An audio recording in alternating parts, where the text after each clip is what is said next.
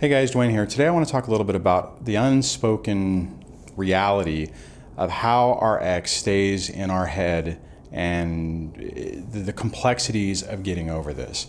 You know, you would think that once we realize what we're dealing with, we realize how toxic these people are, what they've done to us, that it'd be easy, that it would be, simple to just logically make the decision that this person is bad, that's bad for us, and that they need to be out of our lives and we don't care about them anymore. The problem is it doesn't play out that way.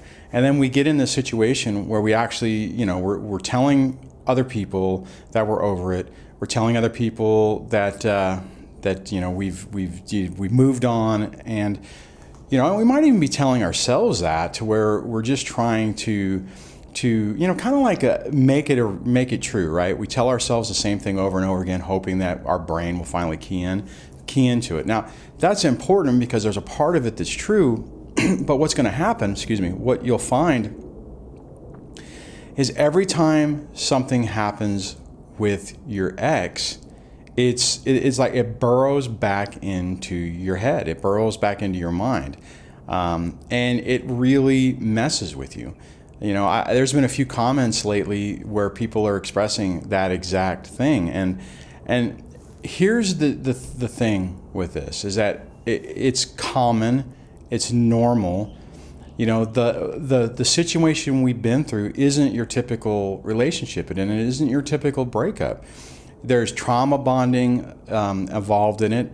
We are so deeply connected to these people because of what we've been through that it's hard to get away from them. And then couple that with the fact that you more than likely didn't get any form of closure. When you finally got to the point where the relationship broke down, either by you leaving or you being discarded, and to be perfectly honest, even if you left, you were probably discarded emotionally long before going through the devaluation phase and that entire process. But even with that, you more than likely didn't have a complete understanding, or you thought you had an understanding of it, and as soon as the situation reached that level, then the relationship morphs into a different category altogether, and then you're left spinning trying to figure out why it's happened. What did you do? Why was this person treating you this way?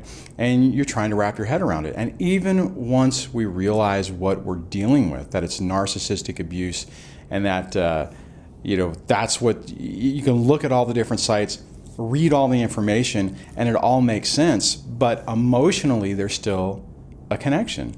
Now, what's going to happen is, and guys, it's one of those things I don't like to talk about, but I think it's important because by not talking about it, people don't understand the process, right? And people could think that, I found out about narcissistic abuse. I know exactly what's going on. I see it. They fit all the patterns. It absolutely makes sense. And then you hear about your ex seeing somebody different, or whatever, or that they're super happy, or they're doing something that you always wanted them to do with you that they wouldn't do, but now they're doing. All those type of things, and it completely derails you. It's like a sucker punch, and you can't really explain it at the time because it doesn't make any sense. And that is part of the problem, because when that happens and you start falling into this, you're saying to yourself, or you're thinking, I shouldn't be feeling this way. Everyone else, is dealing with it fine. Maybe that's what you're thinking. And that, you don't understand why the situation is different for you. Unfortunately, it's common. It's the way this type of abuse and this type of recovery works.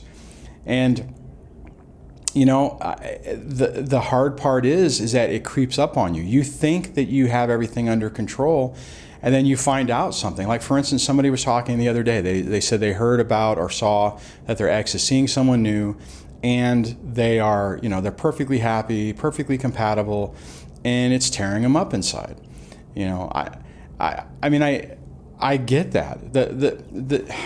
And guys, this is where that absolute thinking that I talked about before, and I'll put a link maybe up there to that video, trying to figure out the YouTube stuff. Because if you don't, you have to help yourself get through this, you have to have this absolute view that you know what you're dealing with. You're dealing with a personality disorder. If everything's great, it's the love bombing and the idolization phase, and that it's not going to last. And the reason that stuff is important is because you have to get through it. If you sit there and you look at it, see, because what can happen is you can start driving yourself down this pit of hell thinking, well, Billy's with Susie now and they get along great and they're going everywhere we ever wanted to go, or whatever. They're doing things that we always talked about doing, but they're actually doing it, and he's being more responsive to her, or whatever the issue is. It doesn't matter, guys. The reason I say that is because they didn't do it with you, right? You got to focus on your reality. Don't look at what's happening on the other side. If you do get a glimpse of it and you have to tell yourself, oh, that's the idolization phase, this person is going to be abused just like you were, and more than likely there's like a 99% chance that's going to happen. And you need to try to not think about it, and you need to keep that information out of your head. And when it comes in, you drop back to that absolute thinking, to where, like I said before, they have a personality disorder. It's given. The relationship is great, just like my relationship with that person was great, because it's part of the idolization phase, the love bombing phase, and all of that, which means it's not real. All that person is doing is mimicking back everything that the other person wants to believe, or wants, I guess. Basically, that's really the right way to say it, is they're mimicking back everything the other person wants. All right, so here's the deal, right? You don't really know how this is going to creep on you. If I'm honest with you, I know I've talked before about that, the fact that my ex is currently going to school to get a degree. She's graduating, and I'm telling myself that she is not going to get a job, that she's going to continue to sponge off of me, and until she can find somebody else to support her, to give her supply, to take care of her, right? Now, here's the deal. This is the reason why I say that is twofold for myself. One, the financial situation is incredibly complicated. And until I take her back to court, or she gets a job, or something happens, it doesn't change, right? So part of it is just to protect myself, so that I realize that the situation I'm currently in is going to stay the same. So I've already been through this in the past, where I thought she was going to do something different. I mean, in a million years, I never would have thought that she would have not gotten a job for 6 years. It wasn't even it didn't even seem like could be plausible or possible. So, and then ultimately, I don't necessarily know how I'm going to react if and when she actually starts dating somebody. I guess in some ways it's fortunate that she hasn't, but I'll tell you, in the first couple of years, every time there was a rumor or someone said something, or I thought something was happening, it really hurt. It messed with me big time. I had a really hard time dealing with it. And it's the same issue that more than likely you guys are going through, because then you start questioning. It's like, well, why couldn't it have been me?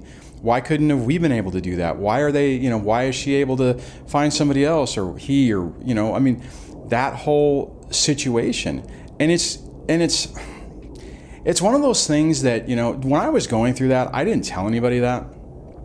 I was adamant that I was over it, that I was done, and I never would go back to her. And to be perfectly honest, I would never go back to her. At least I think. I don't know. Maybe there was a period of time in the beginning that if she had tried to come back, and I still didn't know about these personality disorders, she probably could have sucked me back in. But because I knew what she was doing and what she was saying to other people, and how, the smear campaign, at the time I didn't know what it was, my trust level was gone. It was like, oh my God, this person has done all these things. I couldn't let it go. But I can absolutely see how, if you're going through this and the person does come back and starts hoovering around and starts trying to love bomb you again, or trying to re-go through the idolization phase, that it would be really easy to get pulled back in. And I've made videos about that. I'll put another link to one of them, the ones I did a few months ago about that.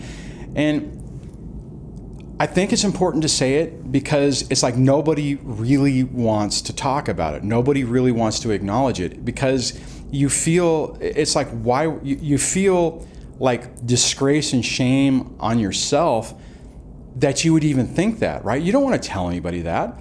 You don't want to say that, you're really hurt because, this person's already hurt you. Now they're doing something else, and, that somebody else would be, what the heck are you thinking, right? And so the thing is, if you find yourself in that situation, if you find yourself, you get some piece of news and it's just tearing you up, it's normal. What you're feeling is normal because of that connection, that visceral connection that you have because of the trauma bonding. You're pulled to that person. It's like an addiction, right? And to think that they're being able to move on, and that you meant the other part of it is it's another example of how you meant nothing to this person. The fact that they can move on and it's like no big deal, or at least that's the way you feel, is like another knife being stabbed in you because, you still didn't get closure, and now they've moved on to someone else. And guys, it doesn't matter if you're a guy or a girl. There's a strong chance you're going to go through this. Now, maybe if your relationship devolved in a different way, maybe you don't have that, right? But if you're one of those folks like me who just hook, line, and sinker were in this relationship and you thought the world of the other person, and you had that deep connection, when it is destroyed, it really hurts. And it's okay. It's okay. You're going to get through it. You just need time to process it. You need time to understand it. Again, that's why the absolute thinking is important, because that's the mantra that you run in your head to help you deal with it. It's not real. My relationship was an illusion. They don't know how to love. It's fake.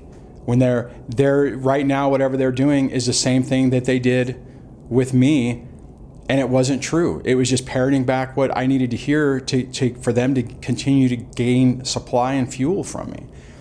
And it sucks, right? And this is what I'll tell you. Initially, you're going to battle with it. And as you're trying to run those mantras through your head, it's going to be a big battle within your mind to deal with it. And it's not going to work in the beginning. But you have to keep doing it, right? Because what happens is that was a sonic boom, if you guys heard that. What happens is you initially start feeling down, and it's pulling you down, and you're feeling depressed, and you're getting upset, and you're running that loop in your head telling you the absolute thinking, right? And you're going to be battling with it. No, that's not true. That's not really true. Maybe it's wrong. Maybe everything I've read doesn't make sense, right? As time goes on, it gets better. And what will ultimately happen is something will happen. It'll flare in your head. You'll start to feel all the same type of emotions. That track will start running, and by that point, your brain's starting to believe it. So you're like, oh yeah, oh that's right, yeah, it's all it's okay, right? And from what could initially be a 3-day situation where you are caught in this tailspin where things just aren't going well, it'll mellow down to a couple of days, and it'll go down to, maybe a day in the next morning, and then it'll go down to maybe the day, then you go to sleep, you wake up in the morning and you're okay. And then it'll get to the point where it comes up, maybe you flare up, and you're running that play in your head, that playlist in your head, and then you calm down within a couple hours, and then it gets to the point where it happens, and it's like within a minute or even a few seconds, it's like you start feeling that way, your mind, your mantra kicks in, your brain's like, oh yeah, okay, I got this, and it goes away. And then it gets to the point where it doesn't even really impact you. I think later what happens is it just makes you mad if you're still dealing with the situation or the outcome or the financial issues with it, and you see them doing well. That can bother you, but even still, it's the same mantra. It's the same thing. You're shifting your focus to yourself, and things are getting better. So, anyways, wanted to talk about that just because, like I said, I've seen some email messages that have been directed at me talking about this, and then a lot of comments have been popping up lately with this. And I just wanted to address it because it's one of those things that a lot of people don't talk about because you don't want to talk about it, right? And so hopefully, if you're going through this video will help you to get back on track, to realize, what you're dealing with and make things better. If you guys want to share some of the ways you've dealt with this, please do that in the comments below. If you like this video, give it a thumbs up. If you like the channel, please subscribe, and I will chat with you guys in the next video. Take care. Bye.